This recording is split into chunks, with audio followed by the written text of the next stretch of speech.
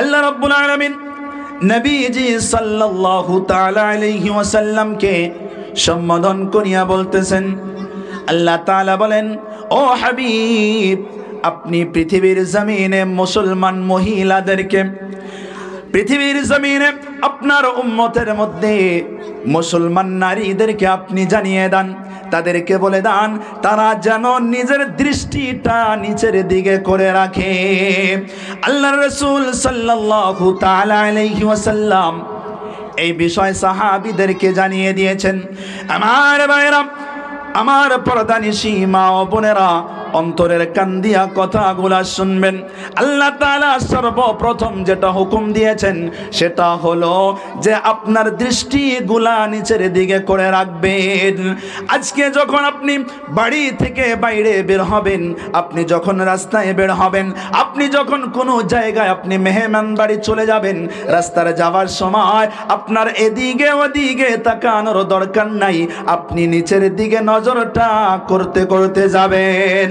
কারণ এই যে আপনার দৃষ্টি যখন আপনি এদিকে ওদিকে করবেন, আপনার দৃষ্টি একটা ভিন পুরুষের উপরে পড়ে যাবে।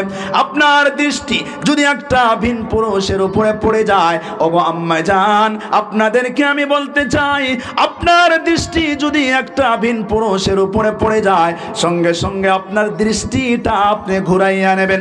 যদি আপনার দৃষ্টি আপনি সেই ভিন পুরুষের উপর থেকে ঘুরিয়ে আনতে পারেন, তাহলে আপনি যত ইবাদত করবেন, আল্লাহ রাব্বুল আলামিনের যত ইবাদত আপনি করবেন, আল্লাহ তাআলা সমস্ত ইবাদতের মধ্যে আপনাকে মজা দান করে দেবেন। জোরে জোরে বলুন না সুবহানাল্লাহ। আমার ভাইরা, আমার মুরব্বি বাবাজিরা, পর্দার আড়ালে থাকা আমার মা ও বোনেরা, আপনাদেরকে আমি একটু বলতে চাই, এই যে আল্লাহ তাআলা এক নম্বর হুকুম দিয়েছেন যে নিজের দৃষ্টিটা নিচের দিকে করে রাখতে বলেছেন, কিন্তু আফসোস হয় আজকে যখন দেখবেন মহিলারা যখন রাস্তা দিয়ে বের হয়, শুধু রাস্তা দিয়ে নয়, রাস্তার কিনারায়, রাস্তার মাঝে বসে বসে ভিন পুরুষের সাথে 1 ঘন্টা 2 ঘন্টা, এমনকি ঘন্টার পর ঘন্টা চলে যায়, তার সাথে হেসে হেসে আলোচনা করে। কথা বলেন ঠিক কি না? অনেক মহিলা এমন পাওয়া যায়, রাস্তা দিয়ে যাওয়ার সময় দেখা যায় একজন ভিন পুরুষের সাথে একজন মহিলা আলোচনা করতেছে, তার সাথে গল্প গুজর করতেছে, কিন্তু আল্লাহ তাআলা বলেছেন, ও আমার বান্দিরা রে, তোমরা তোমার নিজের দৃষ্টিটা নিচের দিকে করে রাখবে। আপনাদেরকে আমি রাসূলের একটা বাণী শোনাইতে চাই। নবীজি সাল্লাল্লাহু তাআলা আলাইহি ওয়াসাল্লাম এক সময় খায়মার মধ্যে বসে আছেন, ঘরের মধ্যে বসে আছেন। তাফসীরে গুলদস্তার মধ্যে এই হাদিসটা বর্ণনা করা হয়েছে।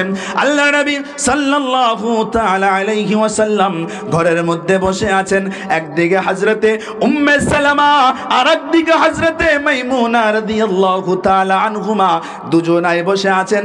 এই সময়ের মধ্যে একজন অন্ধ সাহাবী হযরতে ইবনে উম্মে মাকতুম রাদিয়াল্লাহু তাআলা আনহু, হযরতে ইবনে উম্মে মাকতুম রাদিয়াল্লাহু তাআলা আনহু নবীজিকে সালাম করতেছেন, আসসালামু আলাইকা ইয়া রাসূলুল্লাহ, আসসালামু আলাইকা ইয়া হাবিবাল্লাহ। ওগো আল্লাহর নবী, ওগো আল্লাহর পয়গম্বর, আমি কি ঘরে আসতে পারি? আল্লাহর নবী সাল্লাল্লাহু তাআলা আলাইহি ওয়াসাল্লাম বলতেছেন, ও উম্মে সালামা, ও মাইমুনা, তোমরা পর্দায় চলে যাও, তোমরা পর্দায় চলে যাও। হযরতে মাইমুনা রাদিয়াল্লাহু তাআলা আনহা বলতেছেন, ইয়া রাসূলুল্লাহ, ইয়া হাবিবাল্লাহ, ওগো আল্লাহর নবী, আমাদের সম্মুখে যে সাহাবী চলে আসছেন, তিনি তো কিছু দেখতে পারেন না, তিনি তো অন্ধ সাহাবী, তিনি তো আমাদেরকে দেখতে পারেন না, তার সম্মুখেও কি আমাদেরকে পর্দা করতে হবে? আল্লাহর নবী সাল্লাল্লাহু তাআলা আলাইহি ওয়াসাল্লাম বলতেছেন, ও মাইমুনা, হয়তো সে সাহাবী তোমাদেরকে দেখতে পারে না, কিন্তু তোমরা দুজন তো তাকে দেখতেছো। জোরে জোরে বলুন না সুবহানাল্লাহ। এই হাদিসের মাধ্যমে কি পাওয়া গেল? নবীজি সাল্লাল্লাহু তাআলা আলাইহি ওয়াসাল্লাম বলতেছেন, হয়তো ইবনে উম্মে মাকতুম তো তোমাদেরকে দেখতেছে না, কিন্তু তোমরা দুজন তো তাকে দেখতেছো। এর মানে কি পাওয়া যায়? এর মানে মহিলারা একজন ভিন পুরুষের দিকে তাকাতে পারবে না। তদরূপ একজন পুরুষ, একজন নারী যার সাথে বিবাহ জায়েজ আছে, তার দিকে এমন ভাবে জরুরত ছাড়া তার দিকে তাকানো জায়েজ নাই। তার দিকে তাকানো জায়েজ নাই। 1 নম্বর হুকুম ছিল এটা। আল্লাহ তাআলা 1 নম্বর হুকুম দিয়েছেন যে তোমরা নিজের দৃষ্টিটা নিচের দিকে করে রাখো। কিন্তু এখনকার যুবকদের হালত দেখবেন, যুবকদের অবস্থা দেখবেন, রাস্তা দিয়ে যায়, রাস্তা দিয়ে যাচ্ছে, সে রাস্তার পাশে যদি 2টি মেয়ে দেখা যায় এমনভাবে তাকিয়ে থাকে, এমনভাবে তাকিয়ে থাকে তার সম্মুখে কি আছে সে দেখতে পারে না। কথা বলেন ঠিক কিনা? এমন পরিস্থিতি। কিন্তু আল্লাহ বলেছেন, উভয়কে বলেছেন, নারী পুরুষ দুজনাকেই বলেছেন যে তোমরা কি করো, নিজের দৃষ্টিটা নিচের দিকে করে রাখবে। আমরা রাস্তা দিয়ে যাই, রাস্তা দিয়ে যাওয়ার সময় কারো বাড়িতে তাকিয়ে, কারো বাড়িতে এমনভাবে ঝাঁকে থাকি, কারো বাড়ির মা ঝিকে দেখি। এই অভ্যাসটা ছেড়ে দিতে হবে আমাদেরকে। এটা গুনাহের কাজ, এই গুনাহ আমাকে আপনাকে ছাড়তে হবে। এটা 1 নম্বর হুকুম ছিল। দ্বিতীয় হুকুম, ওয়াহফাজনা ফুরুজাহুন্না, তোমরা তোমাদের নিজের ইজ্জতের হিফাজত করো, তোমাদের লজ্জা স্থানের হিফাজত করো। আল্লাহ রাব্বুল আলামিন মহিলাদেরকে জানিয়ে দিতেছেন, হে আমার বান্দিরা, তোমরা নিজের ইজ্জত, নিজেকে তোমরা পবিত্র রাখো, নিজেকে তোমরা পাক ও পবিত্রতা রাখো। আমার ভাইরা, এই যে একজন নারী, তার সব থেকে বড় সম্পদ হলো তার ইজ্জত। কথা বলেন ঠিক কিনা? সব থেকে বড় ইজ্জত, সব থেকে বড় সম্পদ হলো একজন নারীর তার ইজ্জত, তার মান সম্মান, তার চরিত্র। আল্লাহ বলতেছেন, ও আমার বান্দিরা রে, তোমরা তোমার নিজের ইজ্জতের হিফাজত করো। তারপর আল্লাহ তাআলা বলেন, ওয়ালা ইউবদিনা যিনাতাহুন্না, তোমরা তোমাদের সৌন্দর্যকে বিন পুরুষের সম্মুখে প্রকাশ করো না। আমার মা ও বোনেরা, আপনাদেরকে আমি বলতে চাই, আল্লাহ তাআলা আপনাদেরকে সুন্দর করে বানিয়েছেন। আল্লাহ রাব্বুল আলামিন আপনাকে সৌন্দর্য দিয়েছেন, আপনার চেহারা সুন্দর, আপনাকে আল্লাহ সুন্দর করে বানিয়েছেন। ও আমার মা, আপনি এই সৌন্দর্যটা বিন পুরুষের সম্মুখে প্রকাশ করবেন না। কিন্তু আফসোস, দেখবেন এই মহিলারা যখন কোনো মেহমান বাড়ি যায়, যখন কোনো শপিং করতে যায়, যখন কোনো কাজে, কোনো বাজার ঘাটে চলে যায়, দেখবেন তাদের বাড়ি থেকে বের হতে, তাদের সাজতে কুজতে দেখবেন 1 থেকে 2 ঘন্টা সময় লেগে যায়। কথা বলেন ঠিক কিনা? কথা ঠিক না গো? তাহলে যে আপনারা একটা আওয়াজ দেন না, আওয়াজ দেবেন না? মনে মনে নিয়ত করেছেন নাকি যে না হুজুর যাই বলুক আওয়াজ দেব না, এমনটা নিয়ত করেছেন? হ্যাঁ, না এমনটা না। যা কিছু আমি বলি সেগুলো একটু বলবেন, যেহেতু কোরআন ও হাদিসের বাইরে তো আলোচনা হবে না, কোরআন ও হাদিসের মধ্যে আলোচনা হবে। একবার সুবহানাল্লাহ বলবেন, আল্লাহ পাকের পাকি বয়ান করলেন। একবার আলহামদুলিল্লাহ বললেন, আল্লাহ শুকরিয়া বয়ান করলেন, শুকরিয়া আদায় করে নিলেন। এগুলোর মধ্যেও সওয়াব আছে, এগুলোর মধ্যেও সওয়াব আছে। তো যাই হোক, আমি বলতেছিলাম যে দেখবেন আল্লাহ কি বলেছেন? আল্লাহ বলেছেন যে তোমাদের সৌন্দর্য তোমরা মানুষের সম্মুখে প্রকাশ করো না। কিন্তু দেখবেন যখন শপিং করতে যায়, যখন ইস্টিবাড়ি চলে যায়, বাড়ি থেকে বের হতে হতে হতে কতগুলা গাড়ি ফেল করে ফেলে সে মহিলাই জানে না, সে মহিলাই জানে না। তাকে মেকআপ করতে হয়, লিপস্টিক লাগাতে হয়। আমি ওই সকল মা বোনেদেরকে বলতে চাই, আপনি এগুলা যে করতেছেন কার জন্য করতেছেন? এই নিজেকে সুন্দর বানাতেছেন, সুন্দর করে সাজকুচ করে আপনি সুন্দর হয়ে রাস্তায় বের হইতেছেন, কার জন্য করতেছেন? আপনার তো রাস্তায় তো আপনার স্বামী আপনার দিকে তাকিয়ে থাকবে না।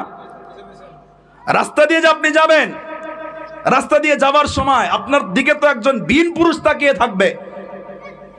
আমি তাদেরকে একটু বলতে চাই, আপনি যে এই তাকাইতেছেন, আপনার দিকে যে পুরুষেরা তাকাইতেছে, একটা নয় দুটা নয়, কত শত শত পুরুষ আপনার দিকে খারাপ নজরে তাকাবে, তার চোখের জেনা হবে। একটা কথা মনে রাখবেন, তার যে চোখের জেনা হয়েছে, তার তো একটা চোখের জেনা হয়েছে, কিন্তু আপনার যদি 100 জন পুরুষ আপনার দিকে খারাপ নজরে তাকায়, তাহলে সেই 100 জনের পুরুষের চোখের জেনার গুনাহ আপনার আমল নামায় লেখা হবে। জোরে জোরে বলুন না নাউজুবিল্লাহ। কিন্তু অনেক স্বামী, অনেক বাবা, অনেক বড় ভাই গর্ববোধ করে যে আমার বোন রাস্তায় বের হইতেছে, কত সুন্দর হয়ে বের হইতেছে। অনেক স্বামী গর্ব করে যে আমার স্ত্রী এত সুন্দর, তাকে সাজিয়ে গুজে বাইকের পিছনে তুলে রাস্তা দিয়ে ঘোরায়। অনেক বাবা এমন গর্ববোধ করে। এটা তার জন্য গর্বের বিষয় না, তার জন্য দুর্ভাগ্যের বিষয়। সেজন্য আল্লাহ তাআলা বলেন, তোমরা যখন রাস্তায় বের হবে তোমাদের সৌন্দর্যগুলা ভিন পুরুষের সম্মুখে প্রকাশ করবে না। আমি ওই সকল মাদেরকে বলবো, ও আম্মা জান, আপনি যত সুন্দর হতে পারেন, নিজে যত সাজতে পারেন, এটা বিন পুরুষের জন্য নয়। আপনি নিজে সাজবেন, আপনার স্বামীর সম্মুখে সাজবেন। আপনি যদি লিপস্টিক লাগাতে চান, আপনি যদি মেকআপ করতে চান, আপনি যদি কাজল লাগাতে চান, তাহলে সুন্দর করে সেজে আপনার স্বামীর সম্মুখে দাঁড়াবেন। আপনার স্বামী আপনার দিকে তাকিয়ে থাকবে, আপনার স্বামীর অন্তরটা ঠান্ডা হয়ে যাবে, আপনার স্বামীর অন্তরটা শীতল হয়ে যাবে। এই তাকানোর কারণে আল্লাহ তাআলা আপনাদের দুজনের মধ্যে এত সুন্দর মহব্বত সৃষ্টি করে দেবেন, এত সুন্দর মহব্বত পয়দা করে দেবেন যে এই মহব্বত মৃত্যুর আগ পর্যন্ত আর কোনোদিন ছিন্ন হবে না। জোরে জোরে বলুন না সুবহানাল্লাহ। যেখানে সাজার দরকার সেখানে সাজে না। সাজার দরকার কোথায় গো? নিজের স্বামীর সম্মুখে। সেখানে না সেজে অন্য জায়গায় সাজে, সেখানে না সেজে অন্য জায়গায় সাজে। কিন্তু সাজার তো দরকার ছিল তার স্বামীর সম্মুখে, তার স্বামীর সম্মুখে সাজার দরকার ছিল। লিপস্টিক লাগাবে স্বামীর সম্মুখে লাগাবে। স্বামী যদি পছন্দ করে লিপস্টিক লাগানো, তাহলে সে লিপস্টিক লাগাবে, সে মহিলা স্বামীর জন্য শুধু। আপনারা আবার প্যাঁচ লাগাবেন না, এটা স্বামীর জন্য শুধু। আবার কালকে বলবেন যে হুজুর তো লিপস্টিক লাগানো জায়েজ করে দিয়ে গেছে। না না, অন্য পুরুষের জন্য নয়, নিজের স্বামীর জন্য মেকআপ লাগানো জায়েজ, কাজল লাগানো জায়েজ, লিপস্টিক লাগানো জায়েজ, এমনকি শর্ট কাপড় পরাও জায়েজ নিজের স্বামীর সম্মুখে, নিজের স্বামীর সম্মুখে, অন্য কারোর সম্মুখে নয়। কিন্তু করে কোথায়? একটু আওয়াজ দিয়ে বলুন, করে কোথায়? বাইরে করে, বাজারে করে। দেখবেন অনেক এমন দাদি নানিদেরকে পাওয়া যায়। কাদেরকে? দাদি নানি। এজন্যই বলতেছি, একজন দাদি কোনো জায়গায় মেহমান বাড়ি যাইতেছে, সে সুন্দর করে বোরকা পরেছে, হাতের মধ্যে মোজা লাগিয়েছে, পায়ের মধ্যে মোজা লাগিয়েছে, চেহারাটা সুন্দর করে রেখেছে। সেই দাদি, সেই নানি যার দিকে পুরুষে তাকায় না, ভালো করে চলতে পারে না, সেই নারী এত সুন্দর পর্দা করেছেন। কিন্তু সেই দাদির সাথে, সেই নানির সাথে একজন তার যুবতী নাতনি আছে, তার সাথে একজন যুবতী নাতনি আছে। সেই যুবতী নাতনির দিকে এমন ভাবে যুবকেরা তাকাইতেছে, কারণ তার পোশাকটা হলো এমন যে তার পোশাকটা এটা পরা হয় নাই, এই পোশাকটাতে তাকে বোঝানো হয়েছে অর্ধ উলঙ্গ।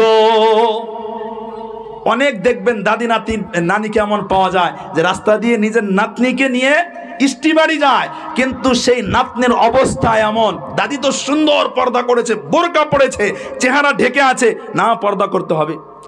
দাদি কি বলবে?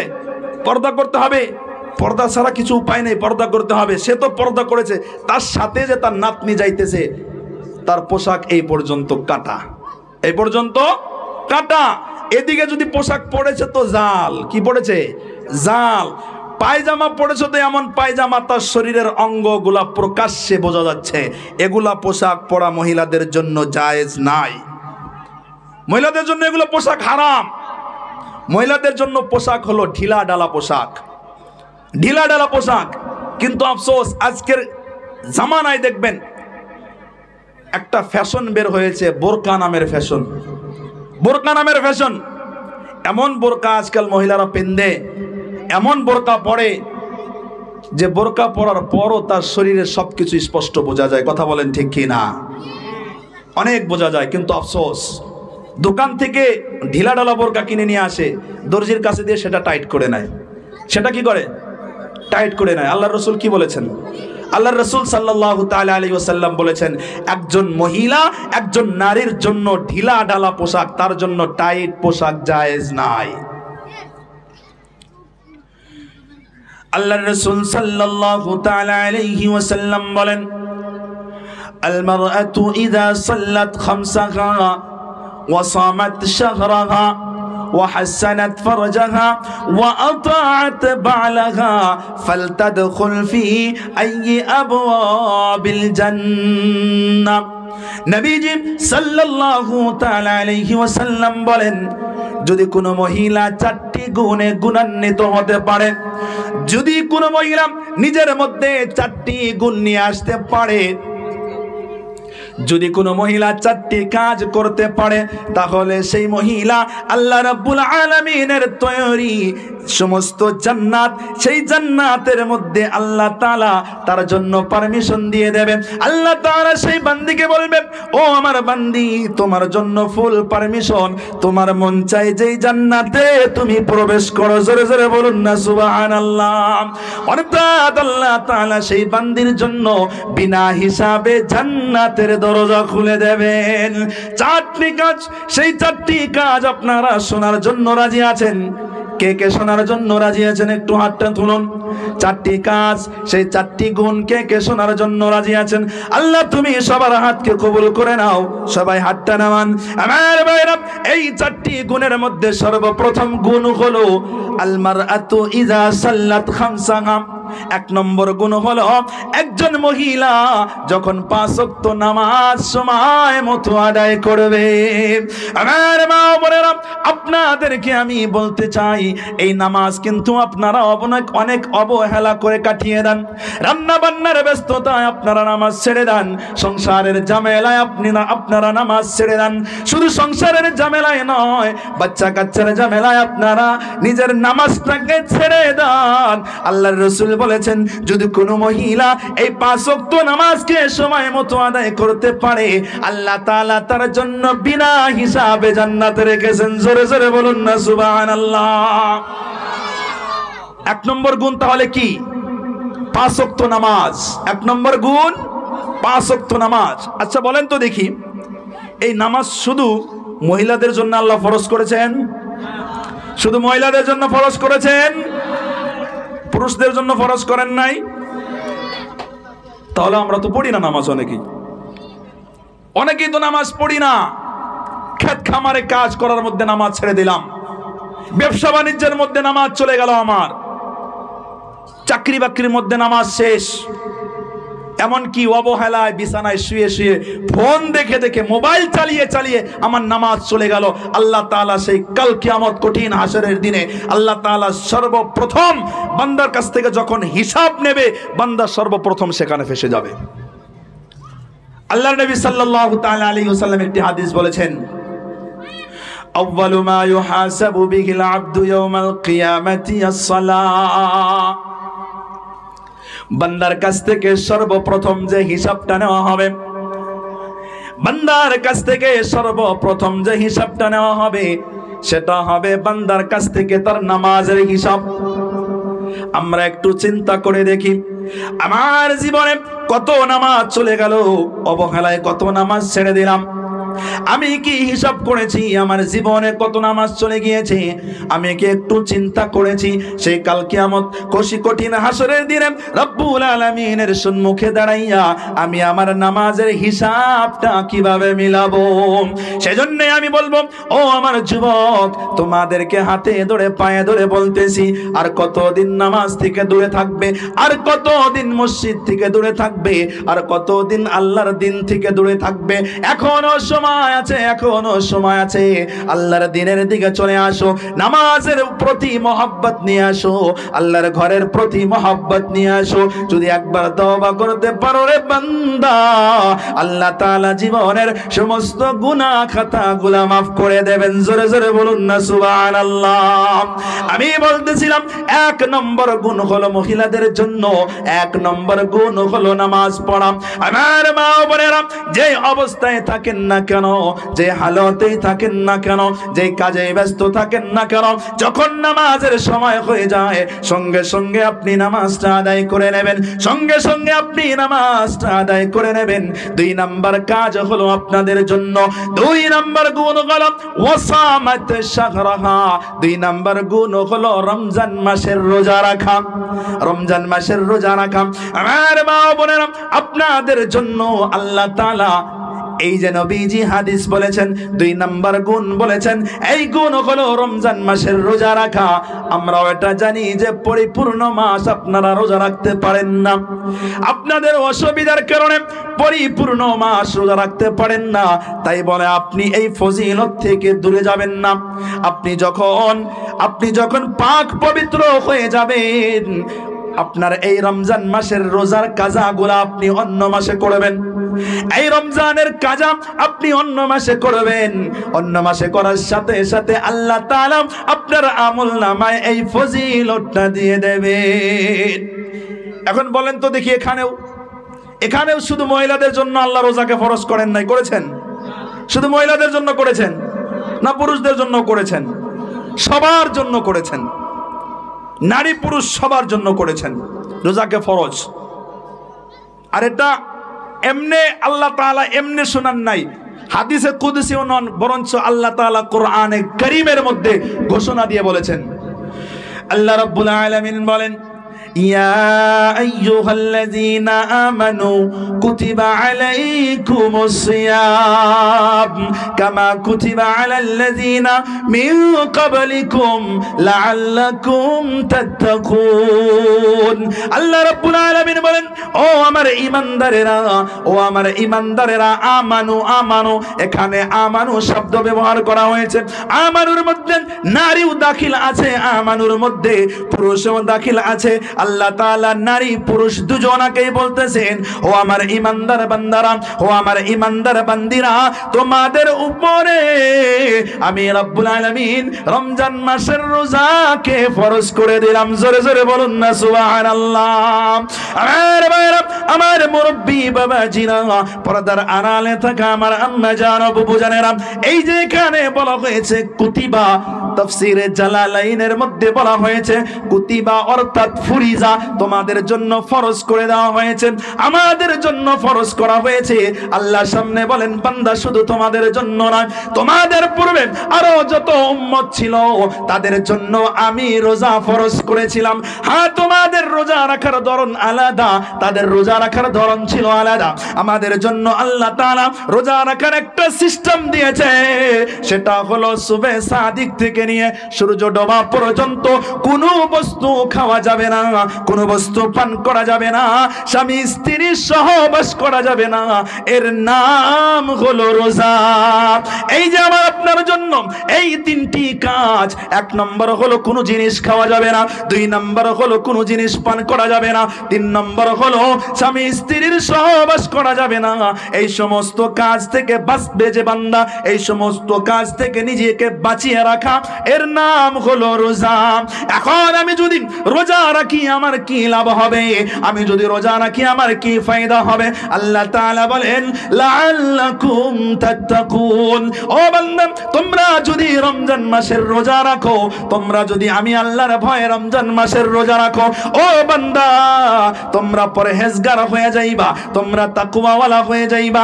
আর সেই তাকওয়া পরহেজগারির মাধ্যমে আমি রব্বুল আলামিনের নৈকট্য তোমরা লাভ করবা। জোরে জোরে বলুন না সুবহানাল্লাহ। আল্লাহ তাবারক তাআলা কোরআনে কারীমের মধ্যে রোজাকে ফরজ করেছেন, শুধু নারীর জন্য নয়, পুরুষের জন্য ফরজ করেছেন। এই রোজা আমাদের সম্মুখে, বেশি দেরি কি গো? সম্ভবত মার্চের 1 তারিখ, মার্চ মাসের 1 তারিখে তারাবি পড়তে হবে, সম্ভবত আর কি মার্চ মাসের 1 তারিখে তারাবি পড়তে হবে। তাহলে 2 তারিখে রোজা হয়ে যাবে। তাহলে শুধু সম্মুখে ফেব্রুয়ারি মাসটা আছে, আর এই মাসে জানুয়ারি মাসের কিছুদিন, এই কয়টা দিন পর আমাদের রোজা চলে আসছে। এই রোজাকে আমরা গুরুত্ব দেই না, রোজাকে আমরা গুরুত্ব দেই না। দেখবেন যখন রোজা আসে, সর্বপ্রথম দেখবেন সবার বাড়িতেই রোজা রাখতেছে, সবাই রোজা রাখতেছে, ছোট বড় সবাই, ছেলে মেয়ে সব রোজা রাখতেছে। কিন্তু হঠাৎ কি হয়ে যায়, 2-4 দিন যাওয়ার পর দেখবেন অর্ধেক মানুষ রোজা ভেঙে দিচ্ছে। কথা বলেন ঠিক কিনা? এমন করে কিনা? আল্লাহর নবী কি বলেছেন? মান সামা রমাযান ঈমানান ওয়া ইহতিসাবান গুফিরা লাহু মা তাকদ্দামা মিন যামবি ওয়ামান কামা রমাযান ঈমানান ওয়াহতিসাবান গুফিরা লাহু মা তাকদ্দামা মিন যামবি ওয়ামান কামা লাইলাতাল কদরি ঈমানান ওয়াহতিসাবান গুফিরা লাহু মা তাকদ্দামা মিন যামবি। আল্লাহর নবী সাল্লাল্লাহু তাআলা আলাইহি ওয়াসাল্লাম বলেন, যদি কোনো বান্দা রমজান মাসের রোজা, কোনো বান্দা রমজান মাসের রোজা রেখেছে অন্তরের মধ্যে ঈমান নিয়ে সওয়াবের আশা করে, মানুষকে দেখানোর জন্য নয়, অন্তরের মধ্যে ঈমান সওয়াবের আশা করে বান্দা রমজান মাসের রোজা রেখেছে, আল্লাহ রাব্বুল আলামিন সেই বান্দার জীবনের পিছনের সমস্ত গুনাহ খাতাগুলো মাফ করিয়া দেন। জোরে জোরে বলুন না সুবহানাল্লাহ। আমার ভাইরা, আল্লাহর নবী সাল্লাল্লাহু তাআলা আলাইহি ওয়াসাল্লাম এই যে এখানে বলেছেন রমজান মাসের রোজা রাখা, এটা একদিন দুদিন নয়, এক সপ্তাহ নয়, 10 দিন নয়, 15 দিন নয়, বরঞ্চ এক থেকে নিয়ে সেই ঈদের আগের দিন পর্যন্ত পুরো একটি মাস যে বান্দা রোজা রাখবে, আল্লাহ তাআলা তার জীবনের পিছনের সমস্ত গুনাহ খাতাগুলো মাফ করিয়া দেবে। 2 নম্বর কাজ হলো ওয়ামান কামা রমাযান, রমজান মাসের মধ্যে তারাবি পড়া। রমজান মাসের মধ্যে তারাবি পড়া 1 সপ্তাহ নাকি? বলেন 1 সপ্তাহ নাকি? 1 সপ্তাহ, 1 মাস সবাই পড়েন? 1 মাস সবাই পড়েন কি তারাবি? যাক আলহামদুলিল্লাহ। 1 মাস তারাবি কত দিন? কিন্তু সিস্টেম তো, দুনিয়ার সিস্টেম তো উল্টা। দেখবেন যেদিন প্রথম তারাবি হবে, দ্বিতীয়, তৃতীয় 3 দিন মসজিদে জায়গা হবে না। ঠিক তো? মসজিদে জায়গা হবে না। তারপর 4 দিন 5 নম্বর 6 নম্বর থেকে দেখবেন আস্তে আস্তে খালি, 1 কাতার গিয়েছে, তারপরের দিন আর 1 কাতার গিয়েছে, এমনকি শেষে যখন 19-20 এমন হয়ে যায় তখন দেখবেন যে শুধু মুরব্বি ছাড়া, যাদের এখন হয়তো চলে যাওয়ার সময় হয়ে গিয়েছে, তাদের ছাড়া দেখবেন আর কেউ নেই মসজিদে, আর শুধু ইমাম সাহেব আছে, আর শুধু ইমাম সাহেব আছে, এছাড়া বাকি মানুষ নাই। তাহলে দুনিয়ার সিস্টেম তো উল্টা। আমরা তো মনে করি 1 সপ্তাহ পড়লেই হয়ে যাবে, 1 সপ্তাহ পড়লেই হয়ে যাবে। না ভাই না, এটা ভুল ধারণা। এই রমজান মাসে তারাবি পড়া অনেক ফায়দা।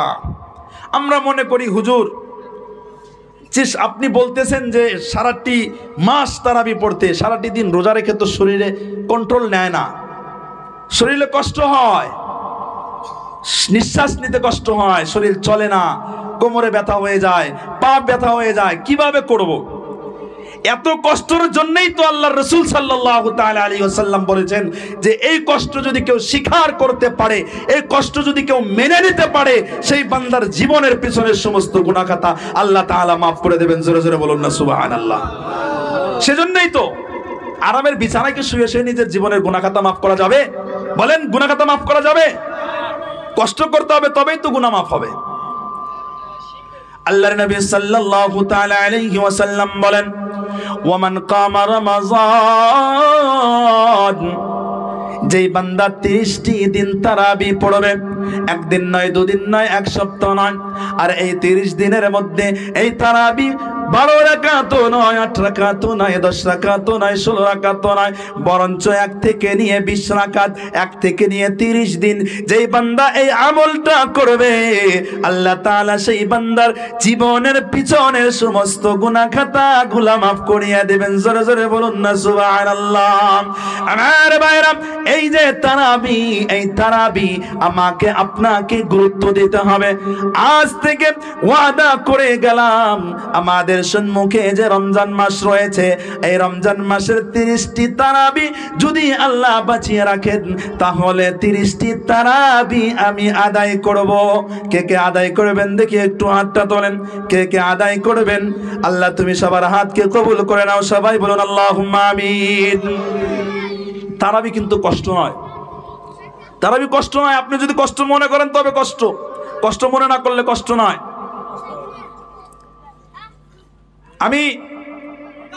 আপনারা তো তারাবি পড়েন পিছনে, হুজুররা তারাবি পড়ায়। হুজুররা কি করে? তারাবি পড়ায়। তাহলে বলতে হয় সারাদিন না খেয়ে সন্ধ্যাবেলা ইফতারি করার পরে এমনি কিন্তু ঢেক চলে আসে। হ্যাঁ, ঢেক চলে আসে কিনা? নামাজের মধ্যে অনেক কষ্ট হয়। আলহামদুলিল্লাহ 11 বছর হয়ে গিয়েছে, আলহামদুলিল্লাহ 11 বছর লাগাতার, আলহামদুলিল্লাহ আল্লাহ পাকের রহমতে এখন পর্যন্ত খতম তারাবি মিস হয় নাই। 11 বছর সব জায়গায় আলহামদুলিল্লাহ তারাবি পড়াই। আল্লাহ পাকের রহমতে 4 বছর কলকাতাতে তারাবি পড়িয়েছি, 4 বছর কলকাতাতে। তো আমরা কষ্ট সহ্য করতে পারি, আপনারা করতে পারবেন না? করতে পারবেন না? আমিও মানুষ, আপনারাও মানুষ, হুজুররাও মানুষ, আপনারাও মানুষ, একই তো। সেজন্য ইনশাআল্লাহ সবাই তারাবির গুরুত্ব দেবেন। তারপর রমজান মাসে আরো একটি কাজ, ওয়ামান কামা লাইলাতাল কদরি ঈমানান ওয়াহতিসাবান গুফিরা লাহু মা তাকদ্দামা মিন যামবি। 3 নম্বর কাজ হলো এই রমজান মাসে একটি রাত পাওয়া যায়, চিল্লায় বলেন সেই রাতটার নাম কি? শবে কদর। শবে কদর, এই শবে কদর কোন দিন হয় বলেন? কয় তারিখে হয় গো শবে কদর? আমরা জানি 27শে রমজান, কিন্তু হাদিস তো আছে 21 থেকেই শুরু হয়। হ্যাঁ, হাদিস কিন্তু আছে, রাসূলের হাদিস। রাসূলুল্লাহ সাল্লাল্লাহু তাআলা আলাইহি ওয়াসাল্লাম বলেছেন যে শেষের 10 দিনের মধ্যে যতগুলা বেজোড়া রাত আছে সেই রাতগুলোতে তোমরা শবে কদর এই ফজিলতের সময়টাকে তোমরা তালাশ করো। আল্লাহর নবী সাল্লাল্লাহু তাআলা আলাইহি ওয়াসাল্লাম সাহাবীদেরকে বলেছেন, ও আমার সাহাবীরা, তোমরা এই রমজান মাসের শেষের 10 দিনের মধ্যে যতগুলা বেজোড়া রাত রয়েছে সেই সমস্ত রাতের মধ্যে তোমরা এই শবে কদরকে তালাশ করো। সমস্ত মুফাসসিরিনে কেরাম, সমস্ত মুহাদ্দিসিনে কেরাম এই হাদিসগুলোর মধ্যে তাতবিক দিয়েছেন। সেই তাতবিক দিয়ে উনারা 27 রাতটাকে নির্ধারিত করেছেন। আমার ভাইরা, অনেক মহিলারা জিজ্ঞাসা করে, হুজুর এই রাতে আমরা কিভাবে ইবাদত করব, কিভাবে আমরা নামাজ পড়ব, কিভাবে এই রাতে আমরা এই নামাজের জন্য নিয়ত করব, এই রাতে আমরা কোন সূরা দিয়ে নামাজ পড়ব? এই যে আমাদের প্রশ্ন, আমাদের অনেক পুরুষদের এই প্রশ্ন থাকে, মহিলাদেরও অনেক প্রশ্ন থাকে। আপনাদেরকে আমি এই 3টা বিষয় স্পষ্ট করে দিয়ে যাই। 1 নম্বর কথা হলো, এই যে শবে কদরের রাত যখন চলে আসে, এই রাতে নামাজ পড়ার জন্য আলাদা কোনো নিয়াতের কোনো জরুরত পড়ে না। আপনি যখন নামাজের জন্য দাঁড়িয়ে যাবেন, আপনি যখন শবে কদরের আপনি এই রাতের নামাজের জন্য, নফল নামাজ আদায় করার জন্য যখন আপনি দাঁড়াবেন, যখন আপনি ওযু করেছেন, তখন থেকে আপনার নিয়াত হয়ে গিয়েছে। আমার ভাইরা, এই যে নিয়াত আবার আরবি ভাষায় মুখ লড়াইয়া জবান লড়াইয়া কওয়ার কোনো প্রয়োজন নাই। বুঝতে পেরেছেন তো? বুঝতে পেরেছেন? জবান লড়াইয়া আবার আরবি ভাষাতে নিয়াত করার কোনো প্রয়োজন নাই। যখন আপনি নামাজের জন্য ওযু করেছেন, নামাজের জন্য যখন আপনি দাঁড়িয়ে গিয়েছেন, তখন থেকে আপনি শবে কদরের নফল নামাজের নিয়াত আপনার হয়ে গিয়েছে। তারপর আরেকটা প্রশ্ন করে যে হুজুর এই রাতে কত রাকাত নামাজ পড়বো? বলে কিনা এমন? কয় রাকাত নামাজ পড়বো? অনেকেই জিজ্ঞাসা করে। রমজান মাস এর 27 তারিখে ফোন মানে রিসিভ করা যায় না, এত ফোন চলে আসে। মাগরিব থেকে নিয়ে আসা পর্যন্ত এত ফোন আসে, ফোনের পর ফোন। এই শুধু এই বিষয়টাই। তো এই যে কত রাকাত নামাজ পড়বো, এটাও তো আমাদের স্পষ্ট জানার দরকার আছে কিনা বলেন? দরকার আছে তো? এটাও আজকে স্পষ্ট ইনশাল্লাহ জেনে নেন। এই শবে কদরের রাতে কোনো রাকাত নির্ধারিত নাই। এই শবে কদরের রাকাতে 2 রাকাত পড়তে হবে, 4 রাকাত পড়তে হবে, 8 রাকাত পড়তে হবে, 12 রাকাত পড়তে হবে, এমন কি 20 রাকাত পড়তে হবে, 100 রাকাত পড়তে হবে, এমন কোনো নির্ধারিত নাই। আপনি যদি চান 2 রাকাত নামাজ দিয়ে সারাটি রাত ইবাদত করুন, আপনি যদি চান 4 রাকাত নামাজের মধ্যে সারাটি রাত কাটিয়ে দেন, আপনি যদি চান 100 রাকাত পড়েন, আপনি যদি চান 50 রাকাত নামাজ পড়েন, তবু আপনার আদায় হয়ে যাবে, কোনো অসুবিধা নাই। আপনি যদি চান যে কখনো কোরআনে কারীমের তেলাওয়াত করবেন, আবার কখনো তাসবিহ তাহলিল করবেন, আবার কখনো আল্লাহ আল্লাহ জিকির করবেন, আবার কখনো রব্বুল আলামিনের দরবারে দুটি হাত তুলে, মওলার দরবারে দুটি হাত তুলে নিজের গুনাহ খাতা মাফ করার জন্য তা চোখ থেকে পানি ঝরাবেন, এই যে আমলগুলা করবেন, এটাই হলো সবথেকে উত্তম আমল। কোন নির্ধারিত রাকাত, কোন রাকাতের সংখ্যাকে নির্ধারিত করা হয় নাই। তাহলে কি জানলাম? যে কোনো সংখ্যা নাই যে এত রাকাতই পড়তে হবে। অনেকে জিজ্ঞাসা করে হুজুর 12 রাকাত পড়তে হয়, এই কথাটা বলে কি না বলেন? অনেকে কিন্তু বলে যে 12 রাকাত পড়তে হবে। না না, এটা কোনো যে পড়তেই হবে আপনার জন্য জরুরি, এটা কোনো না, এটা কোনো জরুরি না আপনার জন্য। তারপর আরেকটা বিষয়, সেটা হলো কোন সূরা দিয়ে পড়ব। এটাও জিজ্ঞাসা করে কোন সূরা দিয়ে পড়ব। এই বিষয়টা স্পষ্ট ক্লিয়ার করে দিতে চাই। এই শবে কদরের রাতে নামাজ পড়ার জন্য নির্ধারিত কোনো সূরা নাই, নির্ধারিত কোনো সূরা নাই। যেমনটা আমি বাকি দিন যেভাবে নামাজ পড়ি, অন্য দিন যেভাবে নামাজ আদায় করি, নফল সুন্নত ফরজ যেভাবে আদায় করি, ঠিক সেভাবেই আমি সেই শবে কদরের রাতেও আমি নামাজ আদায় করব, নামাজ হয়ে যাবে। এমনকি এর মধ্যেই সওয়াব বেশি হবে, এর মধ্যেই সওয়াব বেশি হবে। সেজন্য আমি বললাম তিনটা বিষয় স্পষ্ট। তাহলে 1 নম্বর কাজ রমজানের রোজা রাখা, 2 নম্বর কাজ তারাবি পড়া, 3 নম্বর শবে কদরে ইবাদত করা। এখন চলে যাই, সর্বপ্রথম আমি বলেছিলাম যে মহিলা 4টি গুণে গুণান্বিত হতে পারবে, আল্লাহ তাআলা তার জন্য বিনা হিসাবে জান্নাত রেখেছেন। বলেছিলাম তো, বলেছিলাম তার মধ্যে একটা ছিল নামাজ, দ্বিতীয়টা ছিল কি? রোজা। দ্বিতীয়টি কি ছিল? রোজা ছিল। রোজার বিষয় হয়ে গেল। এখন 3 নম্বর, আল্লাহর নবী সাল্লাল্লাহু তাআলা আলাইহি ওয়াসাল্লাম বলেন, ওয়া হাসানাত ফারজাহা, যে মহিলা নিজের ইজ্জতকে বাঁচিয়ে রাখতে পারবে, নিজের চরিত্র ভালো করতে পারবে, নিজের সম্মান বাঁচিয়ে রাখতে পারবে, যে মহিলা নিজেকে পবিত্র রাখতে পারবে, সেই মহিলার জন্য আল্লাহ রাব্বুল আলামিন নিজের সুন্দর করে যে 8টি জান্নাত বানিয়েছেন, সেই 8টি জান্নাতের দরজা সেই মহিলার জন্য খুলে দেবেন। জোরে জোরে বলুন না সুবহানাল্লাহ। নিজেকে পবিত্র রাখতে হবে। কি পবিত্র? নিজের ইজ্জত বাঁচিয়ে রাখতে হবে। আজকাল দেখুন আফসোস, স্কুলের নামে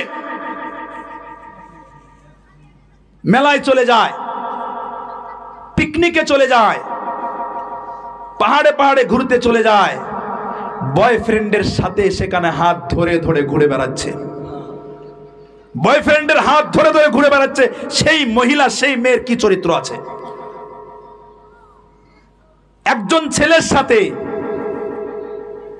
তার হাত ধরে ধরে ঘুরতেছে আর গর্ব করে বলতেছে এ আমার বয়ফ্রেন্ড, এ আমার বয়ফ্রেন্ড। তার চরিত্রের কি দাম আছে? তার চরিত্রের কি দাম আছে? শুধু এটাই নয়, শুধু এটাই নয়, সম্মুখে চলে আসছে 14 ফেব্রুয়ারি। সম্মুখে কত তারিখ গো? ফেব্রুয়ারির 14 তারিখ। এটাকে কি বলে? ভালোবাসা দিবস। কি বলে?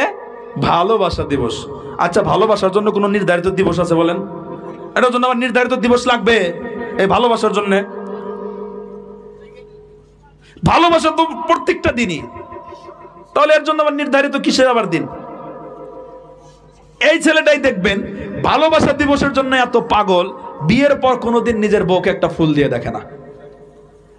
বিয়ের আগে অন্যের মেয়ের হাত ধরে ধরে ঘুরে বেরিয়েছে, এই 14 ফেব্রুয়ারি ঘুরে বেড়াইছে, আর যখন বিয়ে করে ফেলে কি হয়ে গেল 14 ফেব্রুয়ারি আর বোঝা যায় না। এমনকি নিজের স্ত্রীকে একটা ফুলও দিতে পারে না। কিন্তু নিজের স্ত্রীকে ফুল দেওয়া কিন্তু নবীর সুন্নত। নিজের স্ত্রীকে ভালোবেসে ফুল এনে দেওয়া নবীর সুন্নত। নিজের স্ত্রীকে ভালোবাসা নবীর সুন্নত। নিজের স্ত্রীর সাথে ঠাট্টা মস্কারি হাসাহাসি করা নবীর সুন্নত। কিন্তু এগুলা আজকে আমাদের যুবকদের, আমাদের যুবতীদের পরিস্থিতি হালত। সেজন্য আমাদেরকে চিন্তা করতে হবে, গার্জিয়ানদেরকে চিন্তা করতে হবে এই বিষয়টা, এই বিষয়টা গার্জিয়ানদেরকে চিন্তা করতে হবে। যাই হোক, 3 নম্বর ছিল যে ওয়া হাসানাত ফারজাহা, নিজের ইজ্জতের হিফাজত করা। 4 নম্বর এই বিষয়টাই বলে আমি আমার বক্তব্য সমাপ্ত করব। এই বিষয় হলো আল্লাহর রাসূল সাল্লাল্লাহু তাআলা আলাইহি ওয়াসাল্লাম বলেন ওয়া আতাআত বালাহা। 4 নম্বর হলো স্বামীর অনুগত্য করে চলা। 4 নম্বর হলো স্বামীর হুকুম মেনে চলা। মহিলারা বলতেছে হুজুর বাকি 3টা তো ঠিক ছিল, আপনি বললেন নামাজ পড়ার কথা, সেটা মেনে নিলাম, সেটা নামাজ পড়বো। রোজার কথা বললেন, রোজাটাও মেনে নিলাম, রোজা রাখবো। তারপর ইজ্জতের হিফাজত, এটা তো আমরা করি। কিন্তু এই 4 নাম্বারটা স্বামীর হুকুম মাইনা চলা, এটা তো মেনে নিতে পারি না। কথা বলেন ঠিক কি না? ওই প্যান্ডেল থেকে মনে হয় আমার মা ও বোনেরা এমন ভাবে মনে মনে বলতেছেন, কারণ স্বামীর হুকুম যদি মানতে হয় তবে তো রাস্তাঘাটে বেরোতে পারবে না, শপিং করতে যেতে পারবে না, বিন পুরুষের সাথে আলোচনা করতে পারবে না। সেজন্য আমি আমার মা বোনদেরকে একটু সময় নিতে চাই, একটু সময় আমার মা বোনদেরকে আমি বলতে চাই, স্বামীর হুকুম মেনে চলুন। আপনার স্বামী 15-16টি ঘন্টা বাইরে কাজ করে ক্লান্ত হয়ে বাড়িতে চলে আসে, এমন অবস্থায় চলে আসে তার শরীরের মধ্যে ঘাম, শেষ ক্লান্ত হয়ে গিয়েছে। আপনার স্বামী বাড়িতে চলে আসছে, আর আপনি স্ত্রী হইয়া সেই স্বামীর পাশে না যায়া, স্বামীকে জিজ্ঞাসা না কইরা আপনি হাঁস মুরগিকে আদার খাওয়ানোর মধ্যে ব্যস্ত আছেন। কথা বলেন ঠিক কিনা? এমন মেয়ে আছে না নাই? পাথারে চলে গিয়েছে ছাগল গরু আনার জন্য, স্বামী এদিকে ক্লান্ত, 24টি ঘন্টার মধ্যে 15টি ঘন্টা সে কাজ করে বাড়িতে আসছে, সেই স্বামীর পাশে না যায়া সে মুরগিকে ভাত খাওয়াইতেছে। অনেক মহিলা এমন পাওয়া যায়, কিন্তু তার জন্য দরকার কি ছিল? স্বামীর পাশে যাওয়া, স্বামীকে জিজ্ঞাসা করা সারাটি দিন কেমন কাটলো গো, খানা দানা করেছেন? যদি অসুস্থ থাকে তার জন্য 1 গ্লাস শরবত নিয়ে আসা, যদি সে ঘেমে থাকে নিজের আঁচলটা দিয়ে একটু ঘামগুলা মুছে দেওয়া, তাকে একটু বাতাস করা, এটাই ছিল তার দরকার। কিন্তু সে হাঁস মুরগি নিয়ে ব্যস্ত।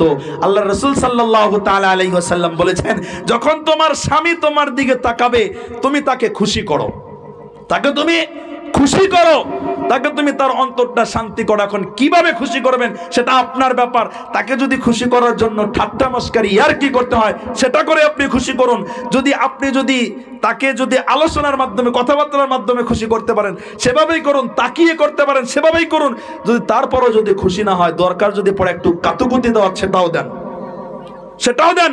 আপনার স্বামীকে খুশি করুন। আপনার স্বামী খুশি হওয়ার পর যখন সে হাসবে, কাতুকুতি দিলে হাসে না নাই মানুষ? বলেন হাসে তো। যখন স্বামী হাসবে তখন তো স্ত্রীও হাসবে। তখন স্ত্রী হাসবে না? তখন স্ত্রীও হাসবে। হাসার সাথে সাথে তার যে কয়টা দাঁত বের হবে, একটা একটা দাঁতের বিনিময় আল্লাহ রাব্বুল আলামিন তার আমল নামায় নফল হজের সওয়াব লিখে দেবেন। জোরে জোরে বলুন না সুবহানাল্লাহ। এই হলো স্বামীর আনুগত্য। স্বামীর হুকুম অমান্য করে কতদিন চলবেন? সবথেকে বড় সম্পদ হলো স্বামী। একজন স্ত্রীর জন্য সবথেকে বড় সম্পদ স্বামী। তারপর আমি আরেকটা বিষয় বলতে চাই, এই যে মহিলারা মনে মনে ভাবে যে আমার স্বামীর সম্মুখে আমি সেজে গুজে থাকতে পারি না, আমার স্বামী খুব দাজ্জাল টাইপের। ফেরাউনের থেকে বড় কেউ দাজ্জাল আছে? ফেরাউন থেকে বড় জালিম কেউ ছিল? আর কোনোদিন হতে পারবে? কোনোদিন হতে পারবে না। ওনার স্ত্রী আসিয়া, ওনার স্ত্রী বিবি আসিয়া শুধুমাত্র ঈমান কবুল করার কারণে হাতের মধ্যে প্রাক লাগানো হয়েছে। ফেরাউন লাগিয়েছে, কোরআনের কথা বলতেছে। ফেরাউন লাগিয়েছে, কপালের মধ্যে প্রাক লাগিয়েছে, পায়ের মধ্যে প্রাক লাগিয়েছে। তবুও কিন্তু আল্লাহ তাআলার কাছে বদদোয়া করে নাই যে আল্লাহ তুমি আমার স্বামীর উপরে গজব দাও। আজকাল দেখবেন একটু যদি কিছু দেওয়া যদি কম বেশি হয়ে যায়, তোমার বাড়িতে জীবনে আমি খুশি কিছু পাইলাম না, এ কথাটা বলে কিনা বলেন? সারাটি জীবন তোমার বাড়িতে ছিলাম, থাকলাম, কোনোদিন জীবনে আমি কোনো একটা মনের খুশির বস্তু পাইলাম না। আমি ওই সকল মা বোনদেরকে বলতে চাই, আপনি যে বাড়িতে 10টি বছর কাটালেন, কিভাবে কাটালেন? তাহলে কিভাবে কাটালেন? সেজন্য আমি বলতে চাই মা বোনেরা আপনারা কষ্ট নেবেন না, যেটা বাস্তব কথা সেটাই বলতেছি। যাই হোক, স্বামীর হুকুম মেনে চলবেন। এই 4টি কাজ যদি আপনারা করতে পারেন, 1 নম্বর হলো নামাজ, 2 নম্বর রোজা, 3 নম্বর হলো ইজ্জতের হিফাজত, 4 নম্বর স্বামীর হুকুম মানা। 4টা কাজ করলে আল্লাহর রাসূল সাল্লাল্লাহু তাআলা আলাইহি ওয়াসাল্লাম বলেছেন ফালতাদখুল ফি আইয়ি আবওয়াবিল জান্নাহ, আল্লাহ তাআলার বানানো যে কোনো জান্নাতে নিজ ইচ্ছায় সে প্রবেশ করতে পারবে। জোরে জোরে বলুন না সুবহানাল্লাহ। সেজন্য সবার কাছে অনুরোধ, যা কিছু আলোচনা করলাম আল্লাহ পাক যেন সবাইকে আমল করার তৌফিক দান, ভুল ত্রুটি যেন ক্ষমা করেন। সবাই আমার জন্য দোয়া করবেন, আল্লাহ পাক যেন দিনের রাস্তায় কবুল করেন। আমিও আপনাদের জন্য দোয়া করবো ইনশাআল্লাহ, আল্লাহ পাক যেন সবাইকে হেদায়েতের রাস্তা দেখিয়ে দেন। আমি এতটুকু বলে আমার বক্তব্য থেকে বিদায় নিচ্ছি। ওয়া আখিরু দাওয়ানা আনিল হামদুলিল্লাহি রাব্বিল আলামিন। আসসালামু আলাইকুম ওয়া রাহমাতুল্লাহি ওয়া বারাকাতুহু।